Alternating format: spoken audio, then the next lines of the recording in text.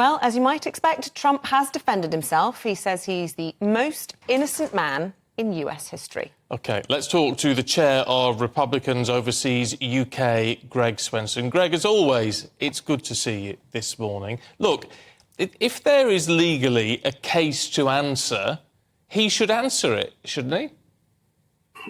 Sure, absolutely. I think he's happy to do that. And in fact, if anything, this really helps President Trump in his campaign because, now he'll look like a victim. So, yeah, on one hand, his personal behavior has exposed him to criticism, quite obviously. But by the Democrats doing this, the radical progressive left in the form of Alvin Bragg, that excess will actually help Trump and make him look like the victim. So I think, the president is more than happy to get involved in this. It's like the O.J. Simpson trial do-over.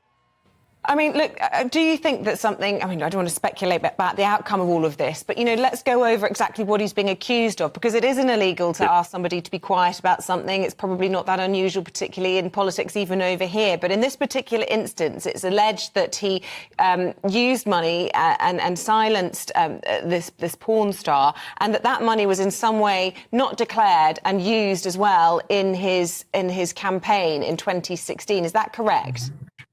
Yeah, it is correct, Isabel. Absolutely. But I think that you got the facts right. But I think it's really a bit of a stretch to indict on something like that. Connecting the dots into a campaign finance violation, falsifying business records, which is for the most part a misdemeanor in the state of New York. It's really a stretch.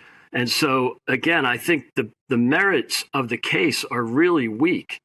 And the Democrats know that. Alvin Bragg surely knows it because his predecessor, Cyrus Vance, as well as the federal Justice Department, declined to prosecute the same case. So, there's really very little likelihood that this would survive an appellate court. Now, they could get 12 jurors to convict in New York because 85% of the juror pool in New York voted for Biden, and they particularly hate Trump, especially in Manhattan, not as much in the outer boroughs. But, so look, even if they got 12 jurors to convict, I doubt this would pass any appeals court. So, but that's not the point. They don't really think they can convict him. They just want it to elevate President Trump in the primary process because they want to run against him in 2024. After the Mar-a-Lago raid, his numbers went from +9 over DeSantis prior to the raid to +39. And that's going to happen here. The fundraising machine is kicked in for President Trump, and it's elevated him to the front page. It will also discourage the Republican nominees in DeSantis, Nikki Haley, Mike Pence. It will discourage them from talking about the issues and the absolute failure of the Biden administration. Instead, they'll be talking about Trump and this trial. So it's brilliant, dirty politics. There's nothing illegal about what the Democrats are doing. It's just a little sleazy. What do you make of it as someone obviously working within the Republican Party within all of this? I mean, do people still buy? I mean, what struck me in all, whatever the rights and wrongs of this prosecution, whether it should be going ahead or not, put that to one side. When Donald Trump comes out and says, "I'm the most innocent man in US history," well, that's nonsense, obviously.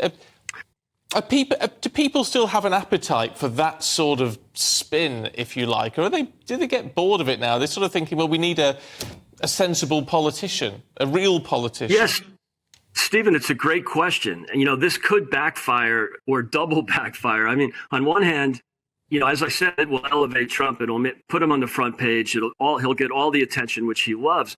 But sure, there might be some Trump fatigue in the voter base. And perhaps this will elevate people that, like DeSantis, Nikki Haley, Mike Pence, Mike Pompeo, that, are a little bit more careful with their language and a little more deliberate in how they speak. So that could be the case. In 2015 and 16, it surely wasn't the case. And Trump was able to get all the attention in the campaign. And that's one of the reasons that he won. But, maybe there will be some Trump fatigue. It's difficult to predict. The one thing we can be sure of is this is going to be, the political ramifications here will probably be negative or destructive, but also really unpredictable. So who knows? Yeah. Can I just ask you a yes/no question, a bit of a cruel one, but I'll put you on the spot. Does he have your support? In this trial, absolutely, without a doubt, because it's a complete abuse of the prosecutorial yes process. Or no was the... I'll tell you what, Greg, that wasn't what she was asking. In terms of whether he should be, the GOP's candidate. Personally, I would prefer Ron DeSantis or one of the other candidates. Interesting. So bring back Trump policies, but with a little bit more careful delivery. Interesting. Yeah. Always good to talk to you. Chair of the Republicans Overseas, Greg Swenson. Thanks, Stephen. Thanks, Isabel. Good to see you. Great to be here. It's interesting. He's a straight talker, is Greg. Whether you agree with what he's saying or not, but the fact he then says, actually, no, I would rather see Ron DeSantis.